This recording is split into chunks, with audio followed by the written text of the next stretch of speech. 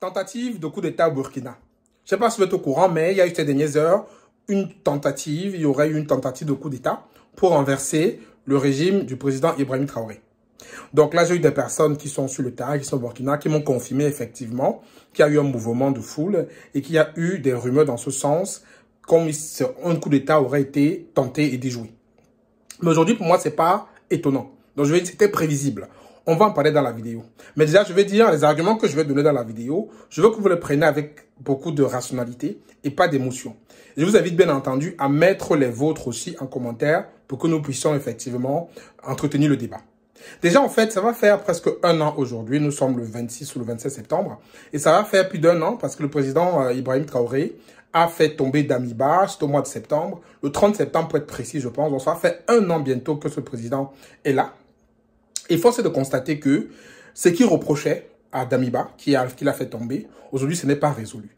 Donc, si on se passe au niveau des faits, au niveau factuel, ce qu'il reprochait au président, ce pourquoi il a fait tomber le président Damiba, aujourd'hui, ce n'est pas toujours au rendez-vous. Mais ça, c'est un point.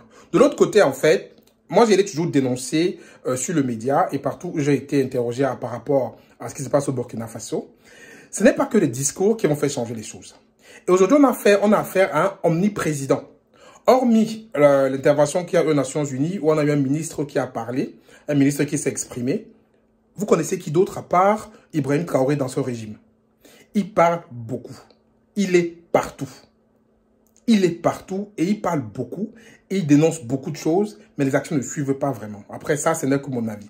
Donc aujourd'hui, on a face à un omniprésident qui est partout. Ce qui est un peu différent, c'est qu'il y a au Mali, où peut-être Assimi Goïta est assez effacé. On ne voit que ses ministres. Mais au Burkina Faso, c'est différent. On voit beaucoup plus le président. C'est lui qui parle beaucoup. C'est lui qui est au devant de la scène tout le temps. Mais derrière, il faut savoir que plus tu es exposé, plus on attend énormément de toi. Ça, c'est un point. De deux, moi, je pense que par rapport à comment les choses se déroulent là-bas au Burkina Faso, par rapport à ce que j'ai eu avec les personnes qui vivent sur place, il y a effectivement des prémices, des choses qui sont en train de changer, d'avancer, mais pas dans le sens ou dans la vitesse qu'il avait prévu ou promis quand il a fait tomber Damiba. Il faut qu'on se restitue d'abord le débat. Aujourd'hui, en fait, il a de beaux discours, hein, je vais dire, il est la coqueluche, il est la star des personnes aujourd'hui qui sont anti-français. Donc aujourd'hui, quand le capitaine Ibrahim Traoré parle, tout le monde relaye, tout le monde écoute. Il parle bien, il dit des choses qui sont parfois intéressantes et d'autres qui ne le sont pas, comme ce sont les centrales nucléaires avec la Russie. En fait, il a un discours qui est dans la tendance, on appelle ça, il est trendy. Un discours qui est dans la tendance, mais est-ce que ça suffit? Soyons sérieux et soyons concrets. Est-ce que ça suffit? Est-ce que cela suffit? Et je peux vous dire effectivement qu'il y a des choses qu'on ne vous dit pas et que se passe derrière.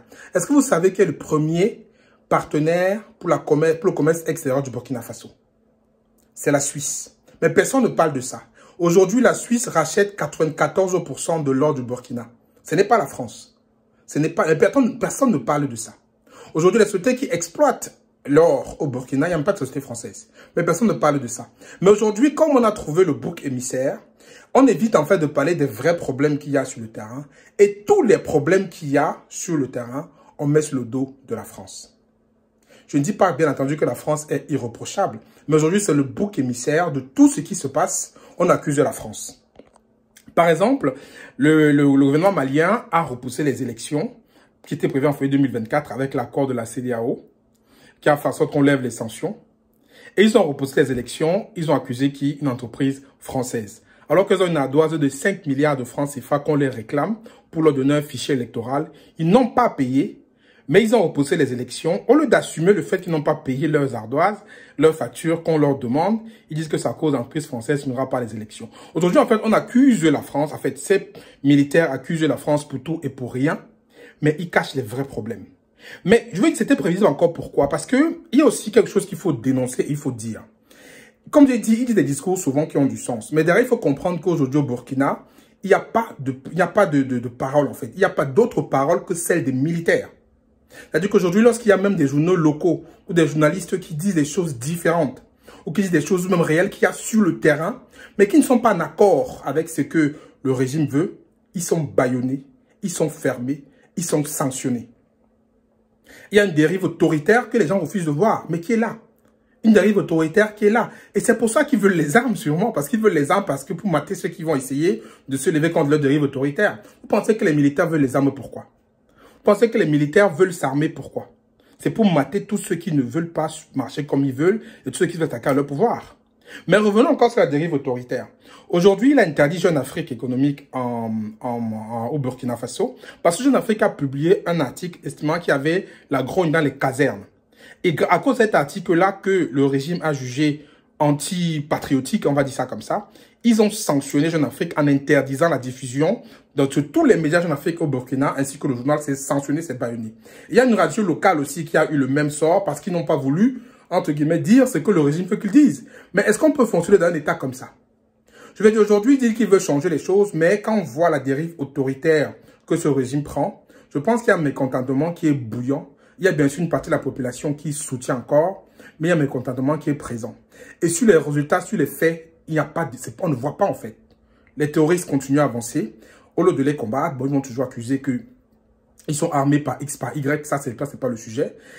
Personne n'est là pour vérifier. Chacun va faire sa propagande. Eux, ils vont dire que c'est d'autres, que c'est telle puissance qui arme les terroristes. Les terroristes vont dire qu'ils ne sont pas armés par telle puissance. En fait, il y a un jeu de dupes dedans que seuls les protagonistes sauront qui dit la vérité.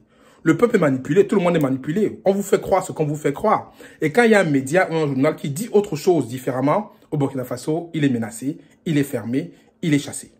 Donc, on ne sait plus effectivement quelle est la réalité du terrain.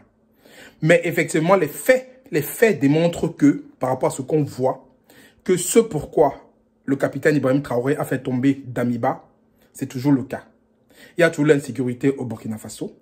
Il y a toujours ce problème de sécurité qui est présent, qui a fait partie d'Amiba. Il n'est pas toujours résolu aujourd'hui. Et il y a une dérive autoritaire en plus qui se met au-dessus, au-delà d'une omniprésence de ce président qui parle partout, qui parle à mon goût trop, Et je pense que s'il n'y avait pas eu ces soupçons de coup d'État, peut-être il serait même parti parler à l'ONU. Ce n'est qu'à l'ONU qu'on a découvert un ministre, enfin comme moi j'ai découvert un ministre du Burkina Faso qui a parlé. Parce que partout c'est le président là qui parlait. On parle de n'importe quel sujet, c'est lui qui parle. Tout c'est lui qui parle. Donc aujourd'hui, il y a donc cette tentative de coup d'État. On ne sait pas si c'est vérifié, on ne sait pas si ça va continuer. Mais la population qui est dehors réclame en fait au capitaine Ibrahim Traoré de livrer le commanditaire. C'est ce qu'on me dit sur place. Livrer le commanditaire de ce coup d'État parce qu'eux-mêmes, ils veulent faire justice. Et ils réaffirment apparemment leur soutien au régime. En fait, ceux qui sont dehors affirment leur soutien. On ne sait pas pour les autres. On va vous dire qu'on va accuser, c'est la France qui veut le faire tomber, c'est la Côte d'Ivoire, c'est le machin. On va accuser, puis on va accuser. Mais le fait mot de l'histoire, ce sont ces trois choses que j'ai dénoncées. De un, si on le juge sur les faits, ce pourquoi Damiba est tombé, c'est encore présent. L'insécurité est toujours présente. De deux, c'est un président qui est omniprésent. Il est omniprésident. Et de trois, il y a une dérive autoritaire. Ça, il faut le reconnaître, il faut le dire. Une vraie dérive autoritaire par rapport aux médias qui sont bâillonnés, qui sont muselés. Parce que peut-être certains disent la réalité du terrain. Mais comme la réalité du terrain n'est pas en accord avec ce que le régime veut faire croire, on les bâillonne. Et de quatre, pour terminer, en fait, ils soutiennent des choses qu'il ne faut pas soutenir alors qu'ils dénoncent des choses qu'eux-mêmes ils font. Je prends un cas très simple. Aujourd'hui, ils ont créé l'AES avec le Mali et le Niger pour pouvoir s'entraider militairement, certainement, s'il y a une attaque au Niger. Mais est-ce qu'ils sont déjà capables de gérer ce qu'il y a chez eux? C'est-à-dire aujourd'hui, le Burkina est agressé. Au lieu d'abord, pour moi, de se concentrer à repousser l'agression, ils vont aller soutenir quelqu'un aussi qui a pris le pouvoir par la force au Niger. Parce que, je comprends pas la logique, en fait. Et juste pour terminer dessus, il faut bien que vous compreniez, après comme je dis, il n'y a pas de passion, il n'y a pas d'émotion. J'ai parlé des faits aussi. Donc si vous avez des faits contraires, si vous avez d'autres éléments à mettre en avant, mettez en commentaire. Et si vous avez des contradictions par rapport à ce que j'ai dit dans la vidéo, mettez aussi en commentaire. Mais bien entendu, comme je dis, on souhaite tous que le peuple du Burkina se porte bien. On souhaite tous que le Burkina Faso aille de l'avant. Mais aujourd'hui, il faut quand même rester cohérent. Il faut enlever l'émotion. Il faut être vraiment dans l'objectivité. Ce pourquoi ce président actuel, Ibrahim Traoré, a fait tomber Damiba n'est pas résolu. Ce n'est pas le fait de faire des beaux discours qui changent quelque chose. Ce n'est pas le fait d'aller aboyer, crier partout, aux Nations Unies, partout, dire des choses. Moi, c'est pas ça qui va changer les choses, en fait. Donc, il faut faire attention. Donc, c'est juste pour vous donner l'information et mon analyse de la situation. Donc, c'est un titre de coup d'état là. Et s'il ne change pas certaines choses, je pense qu'il n'en a pas pour longtemps. Parce qu'effectivement, il y a une grogne en interne. Parce qu'effectivement, ce pourquoi il est arrivé au pouvoir, c'est pas résolu. Et c'est pourquoi Damiba est tombé. Le problème sécuritaire est toujours présent au Burkina Faso, alors qu'il avait promis de l'éradiquer. Mais ça va faire 1 an c'est pas toujours résolu. Donc, il n'est pas à l'abri que les militaires aussi se fâchent et le fassent tomber comme il a fait tomber l'autre. Hein. Il partira du pouvoir comme il est arrivé. Ce sera normal. Donc, voilà. Mettez-moi en commentaire ce que vous en pensez. C'était Franck Kenya. À très bientôt. Prenez soin de vous. Ciao, ciao.